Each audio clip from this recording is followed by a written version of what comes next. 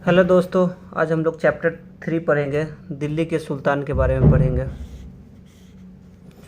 इसमें हम लोग पढ़ेंगे दिल्ली के सुल्तान के बारे में। पहले पढ़े दिल्ली के शासक कौन कौन थे, पहले कौन कौन शासक आए दिल्ली में। फिर उसके बाद दिल्ली सल्तनत का विस्तार देखेंगे, गैरीसन से साम्राज्य तक, जो दिल्ली का सल्तनत जो कहाँ से कहाँ तक उसका विस्तार था। फिर पढ़ेंगे खिलजी और तुगलक वंश के अंतर्गत प्रशासन, खिलजी और तुगलक वंश का प्रशासन कैसा था उसके बारे में पढ़ेंगे। फिर अलाउद्दीन खिलजी और मोहम्मद तुगलक के बारे में पढ़ेंगे, अलाउद्दीन खिलजी और मोहम्मद तुगलक के बारे में पढ़ेंगे। फिर 15वीं से 16वीं शताब्दी में सल्तनत के बारे में पढ़ेंगे इसमें, ठीक है। अब हम लोग सबसे पहले देखते हैं दिल्ली के शासक। दिल्ली के शासक कौन कौन थे, ठीक है। पहले कौन सा वंश आया, फिर उसके बाद कौन सा वंश आया, फिर उसके बाद कौन सा वंश आया, पहले वो देखते हैं हम लोग। पहले तोमर वंश आया, ठीक है। दिल्ली के शासक में पहले तोमर वंश आया, फिर उसके बाद चौहान आया, फिर उसके बाद तुर्क आया, फिर तुर्क के बाद खिलजी वंश आया, खिलजी के बाद तुगलक वंश आया, तुगलक के बाद सैयद वंश आया, सैयद के बाद लोधी वंश आया। मतलब पहले तोमर आया, फिर चौहान आया, फिर तुर्क आया। हम लोग इसको याद करते हैं डिवाइड करके, 3-3 में डिवाइड कर लेते हैं। मतलब टी से तोमर मार लेते, पहले टी से तोमर, सी से चौहान, फिर टी से तुर्क, टी, फिर खिलजी के टी, के से खिलजी, टी से तुगलक, एस से सैयद, एल से लोधी। तो हम लोग ऐसे याद कर लेंगे, टी से तुगलक, सी से चौहान, फिर टी से तुर्क, फिर टी, फिर के टी मतलब हो गया, डिवाइड करके हम लोग याद करें, के टी मतलब हो गया के से खिलजी, टी से तुगलक, फिर एस से सैयद, एल से लोधी। तो हम लोग ऐसे याद कर लेंगे। फिर अब हम लोग शासक का क्रम देखते हैं, पहले कौन सा शासक है इसमें, इसका ईस्वी कब से कब तक है। पहले तोमर वंश आया, ठीक है। तोमर वंश का शासन कब से कब तक था, 1130 से 1145 तक। तोमर के बाद आया चौहान वंश आया, चौहान 1175 से 1192 तक इसका शासन चला। फिर चौहान के बाद तुर्क आया, तुर्क 1206 से 1290, तुर्क का शासन 1206 से 1290। उसके बाद केटी आता है, के मतलब खिलजी आता है, खिलजी का शासन 1290 से 1320 तक चला। फिर टी से तुगलक आता है, तुगलक का मतलब होता है, तुगलक का शासन चला 1320 से 1414 तक शासन चला। फिर एस एल आता है, एस से सैयद आता है, सैयद का शासन 1414 से 1451 तक चला। और उसके बाद एल से लोधी आता है, लोधी का शासन 1451 से 1526 तक चला। अब हम लोग देखते हैं तोमर वंश में शासन किया अनंगपाल, ठीक है। तोमर वंश में एक शासक था अनंगपाल। फिर उसके बाद चौहान वंश में था पृथ्वीराज चौहान यहाँ का शासक। फिर तुर्क में 4 शासन किया, ठीक है। तुर्क को ही गुलाम वंश बोला जाता है, तुर्क को गुलाम वंश बोला जाता है। तुर्क में कुतुबुद्दीन ऐबक शासन किया, कुतुबुद्दीन ऐबक। उसके बाद इल्तुतमिश के बाद फिर रजिया सुल्तान के बाद बलबन शासन किया कुतुबुद्दीन ऐबक, ठीक है। कुतुबुद्दीन ऐबक का दामाद इल्तुतमिश की बेटी कौन है, रजिया सुल्तान। फिर रजिया के बाद बलबन शासन किया। अब खिलजी में कौन किया, पहला जलालुद्दीन खिलजी शासन किया, उसके बाद अलाउद्दीन खिलजी किया, ठीक है। उसके बाद हम लोग तुगलक का देखते हैं। तुगलक में गयासुद्दीन तुगलक शासन किया। उसके बाद हम लोग देखते हैं तुगलक में गयासुद्दीन तुगलक शासन किया। फिर गयासुद्दीन के बाद मोहम्मद तुगलक शासन किया, MBT। उसके बाद फिरोज शाह तुगलक शासन किया। अब तुगलक वंश के बाद आता है सैयद वंश, ठीक है। सैयद में खिज़र खां शासन किया। और सैयद के बाद आता है लोधी वंश आता है, लोधी में बहलोल लोधी शासन किया है, ठीक है। अब हम लोग ये देखते हैं कि जो भी शासन किया, कौन सा कितने सालों तक शासन किया, ये ऑब्जेक्टिव में आता है कि कौन सा वंश कितने सालों तक शासन किया है, और कौन सा वंश कम सालों तक शासन किया। मतलब इसमें सबसे ज़्यादा शासन कौन किया, तुगलक वंश किया। तुगलक कितने साल तक किया, 96 वर्ष किया। तुगलक का शासन कब से कब तक रहा, तुगलक का शासन 1320 से 1414 तक रहा। तुगलक का शासन कब से कब तक रहा, 1320 से 1414 तक रहा। कितने साल तक शासन किया, 96 ईयर तक शासन किया। तुर्क कितने साल तक शासन किया, 86 ईयर तक शासन किया। और तुर्क कब से कब तक शासन किया, 1206 से 1290 तक किया। तुर्क कब से कब तक शासन किया, 1206 से 1290 तक शासन किया। अब तुर्क के बाद लोधी वंश किया, लोधी 75 ईयर तक शासन किया, और लोधी वंश 1451 से 1526 तक शासन किया। उसके बाद सैयद वंश है, सैयद 36 ईयर तक शासन किया। सैयद जो है 1414 से 1451 तक शासन किया। उसके बाद खिलजी वंश शासन किया। खिलजी 30 वर्ष तक शासन किया। खिलजी का शासन है 1290 से 1320। मतलब सबसे ज़्यादा तुगलक शासन किया 96 साल तक। उसके बाद फिर तुर्क शासन किया 86 ईयर तक। फिर लोधी किया लगभग 75 ईयर तक। फिर लोधी के बाद सैयद किया 36 ईयर तक। फिर खिलजी किया 30 ईयर तक। ठीक है, अब हम लोग देखते हैं दिल्ली के सुल्तानों की जानकारी। ठीक है, दिल्ली के सुल्तानों की जानकारी।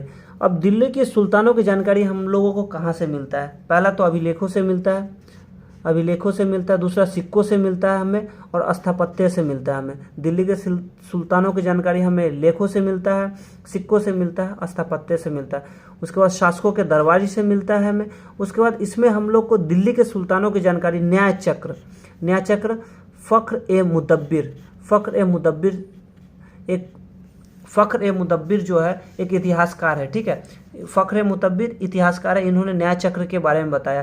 फ़ख्र ए मुदब्बिर 13वीं सदी के इतिहासकार हैं। ठीक है, फ़ख्र ए मुदब्बिर कब का इतिहासकार है? 13वीं शताब्दी के इतिहासकार है। इन्होंने बताया कि राजा का काम क्या होता है। राजा का काम क्या होता है? राजा जो होता है सैनिकों के बिना नहीं चल सकता है। राजा क्या करेगा? राजा जो है सैनिक के बिना नहीं चल सकता है, और सैनिक जो है वेतन के बिना नहीं रह सकता। सैनिक जो है वेतन के बिना नहीं रह सकता है। और वेतन कहाँ से आएगा? राजा सैनिक के बिना नहीं रह सकता है, और सैनिक वेतन के बिना नहीं रह सकता है। और वेतन कहाँ से आएगा?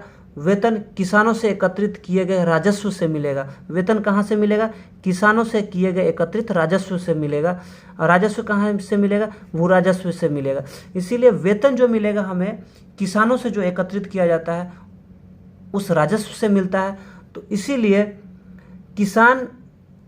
किसान भी राजस्व तभी चुकाएगा। अब राजस्व कब देगा? किसान जब खुश होगा तभी तो वो राजस्व दे पाएगा। किसान जब वो खुश होगा तभी तो राजस्व दे पाएगा। तो राजस्व कहाँ से मिलेगा? किसानों से। किसान कब राजस्व चुका पाएगा? जब वो प्रसन्न और खुशहाल हो। तो इसलिए राजा कोशिश करे कि न्याय और ईमानदारी से उसका प्रशासन चले। ठीक है, न्याय और ईमानदारी से उसका प्रशासन चले।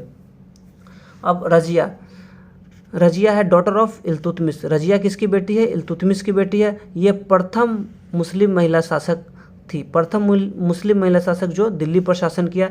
और रजिया के बारे में उस समय के इतिहासकार मिनहाज सिराज बोलते हैं। मिनहाज सिराज क्या बोलते हैं? मिनहाज सिराज बोलते हैं कि रजिया योग्य है, वो अपने सब भाइयों से योग्य है, और वो सक्षम भी है, लेकिन वो पुरुष है। पुरुष होने की वजह से वो असफल है, वो शासन नहीं कर सकती है। इनके बारे में, रजिया के बारे में मिनहाज सिराज का मानना था कि ईश्वर ने जो आदर्श समाज व्यवस्था बनाई उसके अनुसार स्त्रियों को पुरुष के अधीन होना चाहिए। मतलब मिनहाज सिराज बोल रहे हैं कि ईश्वर जो आदर्श समाज बनाया है उसके हिसाब से स्त्री को पुरुष के अधीन होना चाहिए। इसलिए रानी का शासन इस व्यवस्था के विरुद्ध है। रानी का जो शासन है इसलिए वो असफल है। खुदा की रचना के खाते में, किसके? खुदा के रचना के खाते में उसका ब्यौरा चूंकि मर्दों की सूची में नहीं आता है। इतिहासकार बोलते हैं, कौन? मिनहाज सिराज बोलते हैं कि खुदा की रचना के खाते में उसका ब्यौरा चूंकि मर्दों की सूची में नहीं है, चूँकि वो मर्द नहीं है, इसलिए इतनी शानदार खूबियों से भी उसे आखिर हासिल क्या हुआ। इतिहासकार भी बोलते हैं कि रजिया के पास बहुत शानदार खूबी है, लेकिन वो मर्द नहीं, इसीलिए वो शासन नहीं कर सकती है। ठीक है,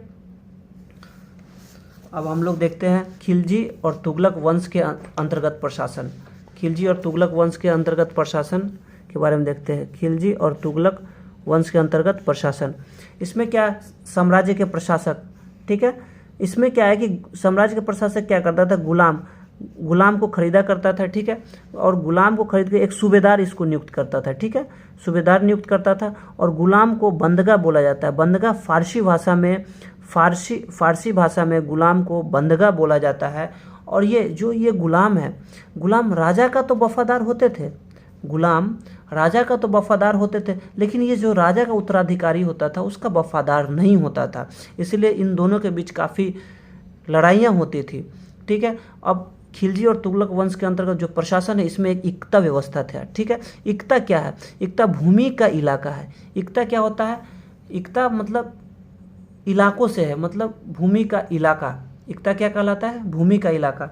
और इससे क्या करता था, इस भूमि से राजस्व कलेक्ट किया करता था और इक्ता और सैनिक अभियान नेतृत्व करता था, फिर नियम बनाता था। ठीक है, इक्ता को जो कंट्रोल करता था ये मुक्ति कहलाता है। ये अधिकारी होता था जो कि इस इलाके को क्या करता था, कंट्रोल किया करता था। इक्ता मतलब होता है किसी क्षेत्र का भूमि। अगर हम सिंपल वे में बोले तो एक भूमि है। इक्ता एक प्रकार का भूमि है और उसको कंट्रोल करने के लिए एक अधिकारी होता था। उस अधिकारी को हम क्या बोलते हैं? मुक्ति। अब जो वो अधिकारी होता था उस भूमि से राजस्व एकत्रित करता था और उस इलाके में कुछ सैनिक होते थे। उस मुक्ति का काम था सैनिक का नेतृत्व करे और कुछ उसके लिए नियम बनाए, और सैनिकों को वेतन देने के लिए वो वहाँ से राजस्व कलेक्ट किया करते थे। ठीक है, अब क्या है कि मुक्ति पर भी इस कंट्रोल करना था। ठीक है, मुक्ति को कंट्रोल करना था, तो अलाउद्दीन खिलजी ने क्या किया? अलाउद्दीन खिलजी ने नियंत्रण किस पे किया? मुक्ति पर। और ये मुक्ति को कैसे कंट्रोल किया? कौन किया? अलाउद्दीन खिलजी। इसने जो पद वंश था ना उसको परंपरागत नहीं किया, मतलब अनुवांशिक नहीं किया। ठीक है, और इसने क्या किया? अलाउद्दीन खिलजी ने सैनिकों की संख्या को सीमित कर दिया।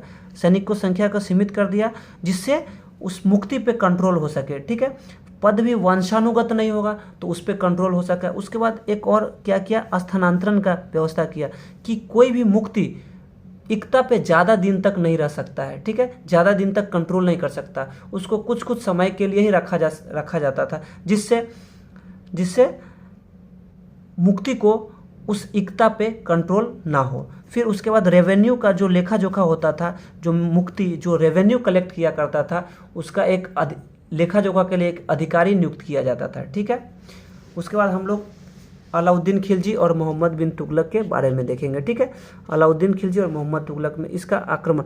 अलाउद्दीन खिलजी क्या किया? अस्थाई सेना बनाया। ठीक है, अलाउद्दीन एक तरह से एक डिफेंस कर रहा था। अलाउद्दीन खिलजी और मोहम्मद बिन तुगलक, ये अलाउद्दीन खिलजी एक तरह से वो डिफेंस का काम कर रहा था, बस वो अस्थाई सेना बनाया था। लेकिन मोहम्मद बिन तुगलक क्या किया? इसने युद्ध की ही योजना बना दिया। किस पे? मंगोलों पे। इसने भी अस्थाई सेना बनाया, लेकिन इसने युद्ध के एक कदम और आगे बढ़ गया। किससे? अलाउद्दीन खिलजी से। अब अलाउद्दीन खिलजी गैरिसन शहर बनाया, गैरिसन शहर बसाया। गैरिसन शहर में क्या होता था कि एक किले के अंदर सैनिकों का रख रखाव होता था, उसे गैरिसन शहर बोला जाता था। गैरिसन में क्या होता था? सैनिकों का रख रखाव होता था, और इसने गैरिसन शहर बनवाया। लेकिन मोहम्मद बिन तुगलक ने क्या किया? इसने सैनिक छावनी बना दिया। और सैनिक छावनी कहाँ बनाया? दिल्ली या कुना में सैनिक छावनी बनाया, जहाँ पे इसका लोग रहते थे। और इसने क्या किया? जहाँ दिल्ली या कुना में जो लोग रहते थे उसको इन्होंने दौलताबाद ट्रांसफ़र कर दिया, दौलताबाद भेज दिया और वहाँ पर सैनिक छावनी बना दिया। अब अलाउद्दीन खिलजी क्या किया? टैक्स लेता था। कितना? उपज का 50% लेता था, और मोहम्मद बिन तुगलक भी अतिरिक्त कर लेता था। लेकिन इसने जब कर लगाया उस समय अकाल आ गया। ठीक है, जिसके कारण इसने सैनिकों के लिए खाद्यान्न एकत्रित करना स्टार्ट कर दिया। उसके बाद चौथा है नकद वेतन तय किया। अलाउद्दीन खिलजी क्या किया? नकद वेतन तय किया और बाजार और मूल्य नियंत्रण पर व्यवस्था किया। किस पे? बाजार और मूल्य नियंत्रण पर व्यवस्था किया। और मोहम्मद बिन तुगलक क्या किया? टोकन मनी चालू किया। ठीक है, टोकन मनी को प्रचलन में लाया, जिसको सांकेतिक मुद्रा बोलते हैं। उस समय क्या था कि मोहम्मद बिन तुगलक ने सोचा कि जो उसके पास धन है, मतलब जो गोल्ड है, वो एक तरह से ट्रांसफ़र ना हो, उसका जो गोल्ड मतलब उसके पास ही रह जाए। और वो सोचा कि एक प्रकार का धातु, एक सस्ती धातु को सिक्के के रूप में प्रचलन कर देते हैं, ताकि वो जनता तक जाए, और जो जनता के पास जो सोना है इकट्ठा वो हमारे पास आए। लेकिन क्या इसका जस्ट अपोजिट हो गया कि जनता कहीं इससे भी आगे निकल गया। जनता क्या किया? इसका जो प्लास्टिक का जो सस्ती धातु जो सिक्का था उसका इसने डुप्लीकेट करना स्टार्ट कर दिया, और जिससे मोहम्मद बिन तुगलक का जो ये गोल्ड इकट्ठा, मतलब क्या किया, मोहम्मद बिन तुगलक ने कौन सा मनी चलाया, टोकन मनी, सांकेतिक मुद्रा चलाया। थैंक यू दोस्तों।